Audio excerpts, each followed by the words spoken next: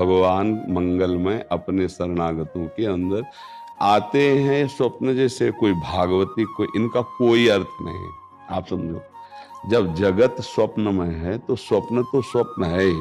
ये जगत भी भगवत स्वरूप है।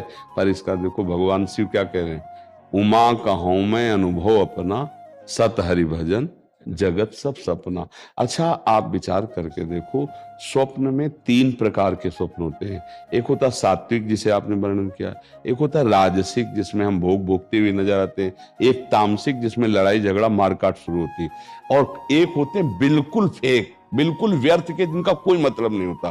तो ये तीनों गुणों से आए हुए स्वप्नों में यदि कोई महात्मा आता है, कोई भगवान आते हैं, तो हम उसे भगवान की वृत्ति जो पवित्र है उसे कृपा समझते हैं, लेकिन हम उसको इस चिंतन में लेते कि इसका मतलब क्या होता है। कुछ मतलब नहीं होता, स्वप्न है।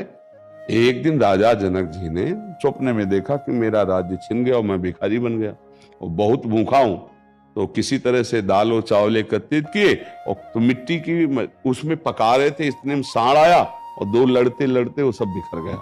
अब वो बड़े भूख से व्याकुल ऐसे उठे, तो देखा कि राज सिंह सैया पर शयन करे। उनका ये सत्य कि वो सत्य जो अभी देख रहा था, भिखारी बना हुए, और अभी देख रहा हूं कि राज सैया पर। तो सभा में जाके पूछा ये सत्य कि वो सत्य, कोई उत्तर नहीं दे पा रहा था। तो अष्टावक्र जी हैं, वो बहुत बड़ा प्रसंग, लेकिन सारा वो सीधे बोले ना ये सत्य ना वो सत्य। समझ रहे हो, ये भी असत्य है और वो भी असत्य है। इसलिए नाम जप करो, इनका कोई मतलब नहीं है। संत महात्मा भगवान आवे दर्शन दे, ये हमारे सात्विक भावों का फल है जो हम गिरिराज जी में रह रहे हैं, जो हम भगवान की आराधना कर रहे हैं। तो इससे सब आएंगे, इसका कोई पॉजिटिव या निगेटिव कोई इसका अर्थ नहीं।